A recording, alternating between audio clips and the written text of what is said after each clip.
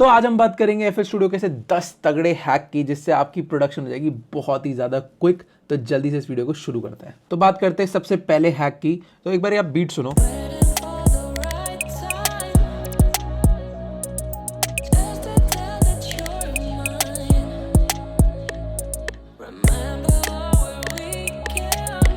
तो कुछ टाइम से बाहर लग रहा है यहाँ पे। तो ऐसा कई बार होता है कि हम नन पे गलती से छोड़ देते हैं अपनी ग्रिड को, और सबसे बड़ी प्रॉब्लम क्या आती है कि कुछ चीज़ें इस तरीके से बाहर हो जाती हैं और जब फिक्स भी करते हो आप उसको ऐसे, तो बड़ा मुश्किल होता है कि उसको हम टाइम पे ला पाएँ, इस तरीके से एडजस्ट कर पाएँ।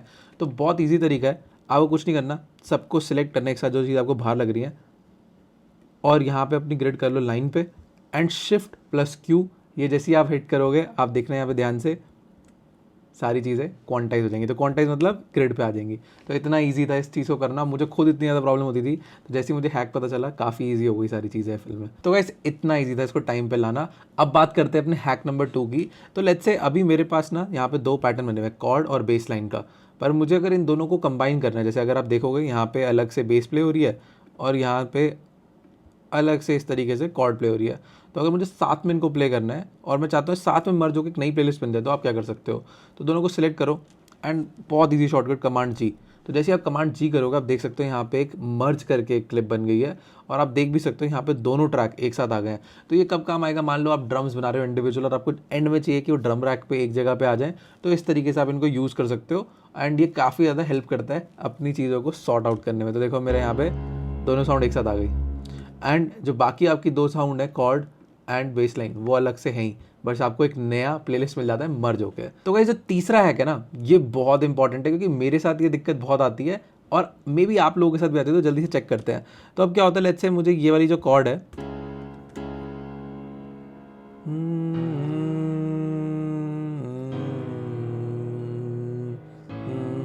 अब लेट्स से मुझे कॉर्ड 2 में कुछ और करना है, तो मुझे क्या करना पड़ता है, राइट क्लिक, मेक यूनिक, और फिर जाके मुझे चेंजेस करने पड़ते हैं, वरना आपको पता ही है एफएल में क्या होता है, वो सारी चीज़ें गड़बड़ आ जाती हैं, पीछे वाली ट्रैक की भी सारी चीज़ें छिड़ जाती हैं।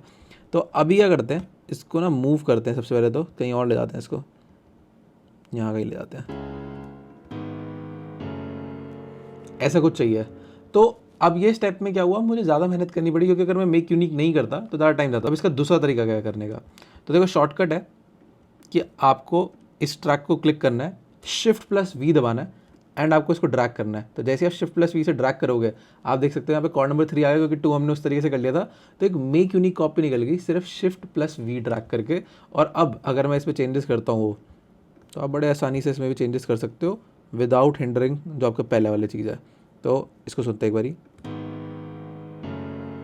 हाँ इसे इसको ऊपर ले जाते हैं एक बारी,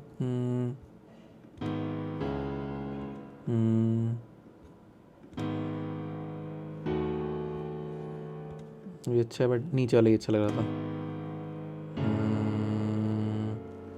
तो एक बार सुनते हैं, एंड बेस लाइन में भी सेम चीज़ कर देते हैं। तो सबसे पहले इसको खोलते हैं एंड शिफ्ट ड्रैग करते हैं यहाँ से, शिफ्ट प्लस वी, तो बेस लाइन 2 बन गई, एंड इसमें ये चेंज कर दिया यहाँ पे, नाइस। तो ये करके वापस यहाँ पे कट लगाते हैं।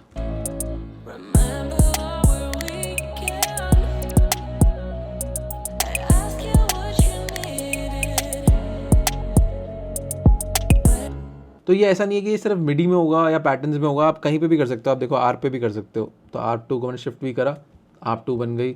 आपने इसको पिच चेंज करनी है, लेट्स से आपने इसकी रेंज कर दी 12, और इसमें एक ऑक्टेव नीचे जाना है, तो हम एक ऑक्टेव नीचे भी जा सकते हैं, एंड यहाँ पे इस तरीके से कुछ होगा।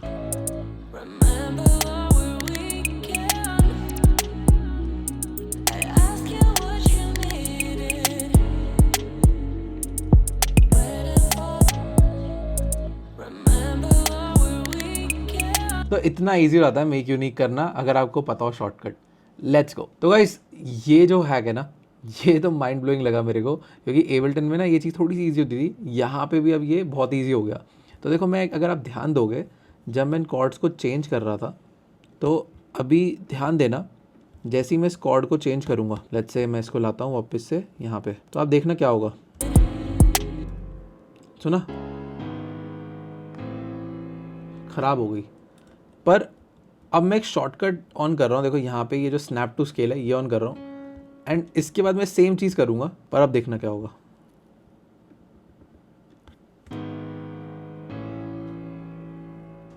अब ये सुर में कैसे आ गया, तो यही इस बटन का काम है, ये स्नैप करता है स्केल पे। यानी कि इसका मतलब क्या है, देखो ध्यान से देखते हैं। मैंने क्या करा, यहाँ पे सबसे पहले राइट क्लिक करा, यहीं से एक तो अच्छी चीज़ है मैं अपना स्केल चूज़ कर सकता हूँ। जैसे मैंने अभी सी शार्प माइनर चूज़ कर रखा है, आपने स्केल चूज़ कर लिया। अब देखो क्या होता है कि अगर आप इसको बंद करते हो और आपको मेलोडी बनानी है, तो आपको वाइट नोट पे ध्यान देना पड़ेगा कि भाई ये वाइट नोट हो, हिट हो, ये वाला वाइट नोट हो, ये वाला वाइट नोट हो, ये ना हो जाए। तो अब देखो ये एक्स्ट्रा हिट हो गया, तब क्या होगा, स्केल के बाहर लगेगा। सुनते हैं एक बारी, हल्का सा अजीब सा लग रहा है। अभी देखो इसको और करते हैं तो ऑफ लग रहा है। बट जैसे ही आप स्नैप टू नोट करोगे, ये वाला ऑन करोगे बटन, तो अब क्या होगा, देखो मैं हिट कर रहा हूँ नीचे, वहाँ पे वाइट ब्लैक वाले स्पेस पे, पर वो करने नहीं दे रहा। वो क्या कर रहा है, एडजस्ट कर देता है उसको बिल्कुल नियरेस्ट आपके जो स्केल के नोट है उस पर। तो मतलब इससे क्या होगा, अगर आप इसको डिलीट कर दो, आप कुछ भी मेलोडी बनाओगे, कुछ भी कॉर्ड बनाओगे, वो खुद ही स्नैप हो जाएगी स्केल पे। ये देखो, मैं कोशिश भी कर रहा हूँ कि ब्लैक नोट हिट हो जाए जो स्केल में नहीं आता, बट वो करने नहीं दे रहा है। तो जिन लोगों को म्यूज़िक थ्योरी नहीं आती, उनके लिए तो ये कमाल की चीज़ है, बहुत इजी कर देगा। तो go ahead and try this. देखो कभी भी आप स्केल के बाहर ही नहीं जाओगे।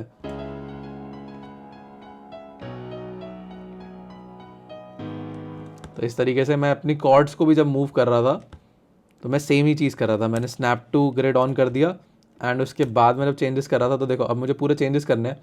तो जैसे ही मैं इसको मूव करता हूँ, ऐसा कुछ करता हूँ, तो स्केल में रह के हो रहा है। बट वहीं पे अगर देखो मैं इसको ऑफ कर देता हूँ और फिर वापस से इसको एफ शार्प पे ले जाते हैं, तो देखो ऊपर के नोट खराब हो जाएंगे।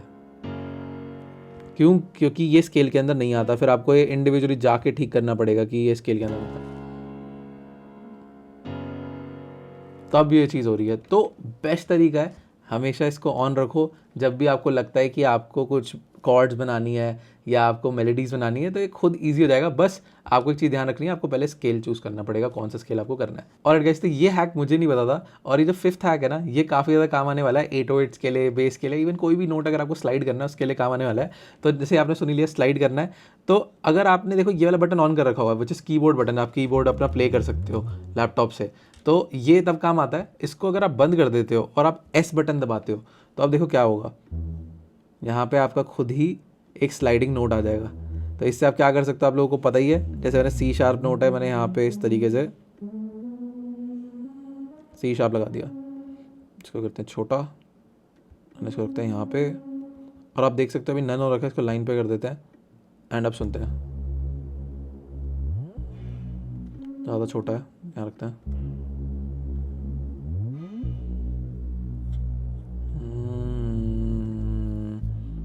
इसको यहाँ रख के कमांड को ले जाते नीचे, इसको उठा के ऊपर,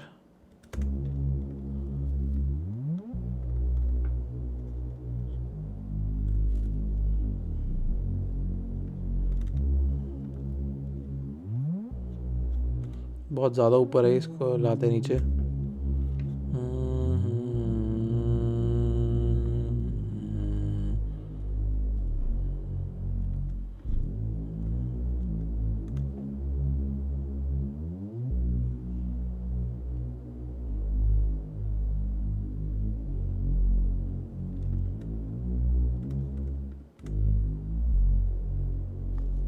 बेटर। तो इस तरीके से मैंने कुछ बेस लाइन में स्लाइड देनी है, 8 मिनट स्लाइड देनी है, तो बहुत इजी आता है कि आप एस बटन से ऑन करो और टॉगल कर सकते हो, ऑन ऑफ कर सकते हो एस से। तो देखो जैसे मैंने एस बटन ऑफ एक बार फिर से दबाया, नॉर्मल नोट्स आ गए। जैसे ही मुझे लगता है कि मुझे स्लाइड करना है, मैंने एस बटन ऑन करा, तो यहाँ पे देख सकते हो आप टॉगल हो रहा है वो एस से। तो बहुत ईजी है और काफ़ी काम की चीज़ है। तो जो ये वाला हैक है ना, ये काफ़ी काम आने वाला है जिन लोगों को कॉर्ड्स बनानी नहीं आती, दिक्कत होती है उनके लिए। तो अभी सबसे पहले क्या करेंगे, सेटिंग में जाएंगे, यहाँ पे जाएंगे जनरेट कॉर्ड प्रोग्रेशन में। इसका एक और शॉर्टकट भी एक बार उसको भी देख लेते हैं। तो आपको कुछ नहीं करना, बस ऑप्शन प्लस पी, अगर आप विंडोज़ चलाते हो तो ऑल्ट प्लस पी। तो आप देख सकते हो यहाँ पे हमने जो स्केल चूज़ करा था उसके हिसाब से आप जनरेट कर सकते हो डिफरेंट डिफरेंट कॉर्ड। तो एक बार प्ले करके देखते हैं।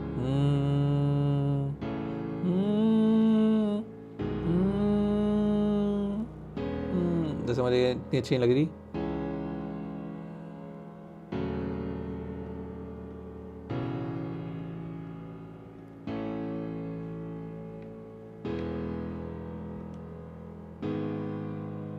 अब जैसे मान लो स्पेसिफिकली मुझे ये चेंज करनी है, तो आप सिर्फ इसको भी चेंज कर सकते हो। यहाँ पे बटन हिट करो, देखो कॉर्ड चेंज हो गई।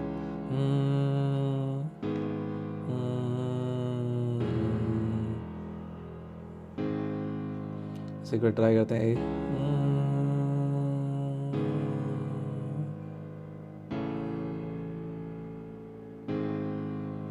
नाइस। तो देखो मैं ये कॉर्ड नहीं सोचता, बट इसने मुझे बना के दे दिया। एंड उसके बाद आप अपने हिसाब से चेंजेस कर सकते हो। जैसे मुझे मान लो सेंटर नोट जो है ये मैं चाहता हूँ एक ऑक्टेव ऊपर चले जाए।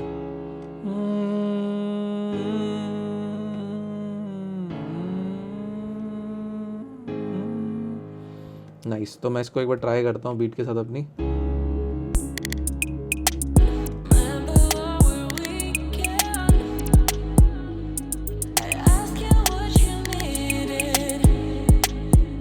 तो काफ़ी अलग सा टेक्सचर है। तो डिपेंड करता है आपके ऊपर। जैसे मैं अगर होता तो मैं कॉर्ड जनरेटर यूज़ करता, उसके बाद थोड़े बहुत अपने हिसाब से चेंजेस करके मिडी में फिर कुछ मतलब इसमें मैं नया ट्राई करता। पर आपके लिए हो सकता है कि आपको बिल्कुल भी अगर मान लो म्यूज़िक थ्योरी नहीं आती, तो आप कॉर्ड जनरेटर को यूज़ करके उसके हिसाब से भी सारी चीज़ें कर सकते हो। और फिर वो स्नैप टू जो अपना म्यूज़िक नोट्स है उसको यूज़ करके बहुत ईजिली मेलोडीज़ बना सकते हो। तो काफ़ी क्रेजी हैक हो सकता है आप लोगों के लिए। तो गाइस जो ये 7th हैक है ना, ये भी बहुत तगड़ा लगा मेरे को। और ये मुझे नहीं पता था अभी तक, मैंने अभी जब रिसर्च करा था तब जाके पता चला, और बहुत ही क्रेजी है। तो लेट्स से मुझे कॉर्ड है ये सबसे पहली अपनी ये। अब मुझे कॉर्ड जो 1 है इसको ट्रांसपोज करना है एक ऑक्टेव नीचे। तो देखो मान लो भी ये ऊपर बज रही है, मुझे लग रहा है एक ऑक्टेव नीचे करना है। तो मुझे जाकर ये करके एक ऑक्टेव नीचे, इतने स्टेप्स नहीं लेने पड़ेंगे। आप इतनी ईजिली इसको कर सकते हो। देखो आप यहाँ पे क्लिक करो, ट्रांसपोज पे जाओ, देखो यहाँ ट्रांसपोज है, -12 सेमीटोन करो, एंड देखो क्या होगा, मैजिक, नीचे हो गए खुद ही कॉर्ड।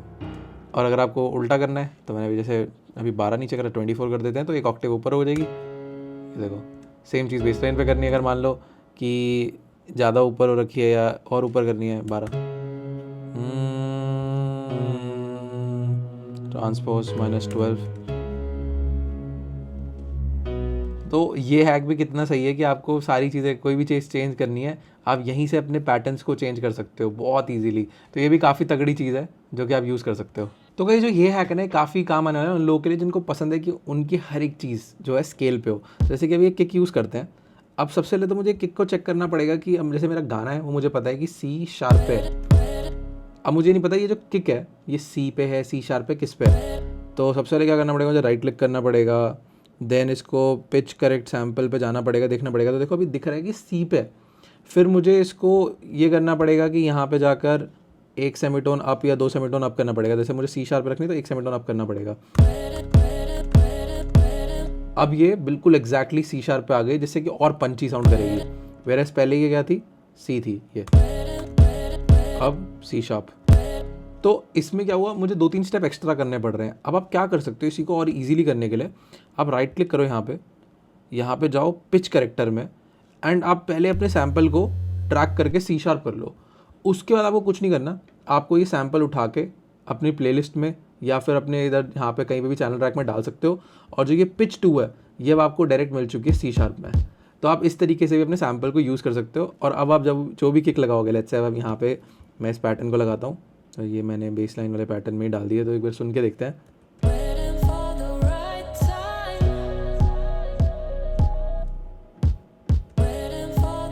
तो हल्का सा आपको एक एलिवेटेड 1 सेमीटोन अप पिच मिल गई, विदाउट आपको जाकर एक सेमीटोन छेड़ना पड़े और ये सब करने पड़े।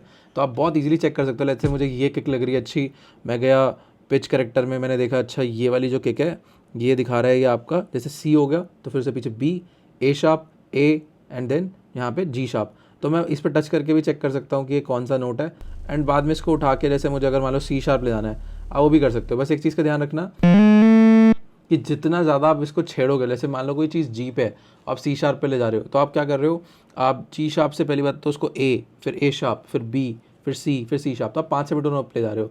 तो ऐसे में क्या होगा, किक जो है ना अपनी बॉडी खो देती है और फिर वो इतनी अच्छी टाइट साउंड नहीं करती है। जैसे आप सुनेंगे इसको एक बारी, तो देखो पहले थोड़ी एक उसमें वॉर्पी सी साउंड आ गई जो कि अच्छी नहीं लगती। तो कोशिश करना आप सैम्पल ऐसे लो, अगर आप किक को, स्नेयर को, इनको कभी मूव भी करते हो ना, तो 1-2 सेमीटोन ही सही लगता है, ज़्यादा करोगे तो अजीब सा लगने लग जाता है। तो गाइस मेरे साथ बहुत होता है कि मुझे मिडी को कई बार ऑडियो में कन्वर्ट करके उसके बाद खेलना पसंद है, उसको चेंजेस करना पसंद है। तो आप भी बहुत ईजिली कर सकते हो। आप देखो यहाँ पे कॉर्ड पे गए, quick render as audio clip करा और देखो यहीं पे आपको एक कॉर्ड मिल गई। अब ये आपकी ऑडियो आ चुकी है यहाँ पे। तो एक बार देखते हैं इसको, ये देखो। तो अगर मान लो मुझे कुछ सैम्पल में चेंजेस करने हैं, मैं वो कर सकता हूँ। मैं यहाँ पे इसके साथ स्लाइस कर सकता हूँ सैम्पल को, मतलब कुछ भी आप अपने जो ऑडियो है ना उसके साथ काफ़ी कुछ खेल सकते हो। आप बहुत इजीली इसको फ्रूटी स्लाइसर में डाल सकते हो, बहुत सारी चीज़ें मतलब इसके साथ खेल सकते हो एंड वो बहुत तगड़ी साउंड करती है। तो ऑडियो में कई बार मिडी को कन्वर्ट करके काफ़ी ज़्यादा फ़ायदा होता है। तो ये भी अगर आप करते हो और आपको करना है तो now you know the way. ये तो हो गई सारी बात हैक की जो आपकी प्रोडक्शन को क्विक करते हैं। अब आती है कई बार क्या होता है कि हमारा कंप्यूटर इतना पावरफुल नहीं होता, या पावरफुल भी है बट प्रोजेक्ट इतना हैवी होता है कि कई बार कंप्यूटर से ना अटकने लग जाएगा, कंप्यूटर डिस्ट्रैक्शन होने लग जाती है कि आप काम ही नहीं कर पा रहे, अटक रहा है कंप्यूटर। तो ये है काफ़ी काम आएगा आप लोगों के लिए कि आप अपनी जनरल सेटिंग में जाओ एंड जब जनरल सेटिंग में आने के बाद ना आप देखोगे यहाँ पे मेक इट प्रिटी लिखा है।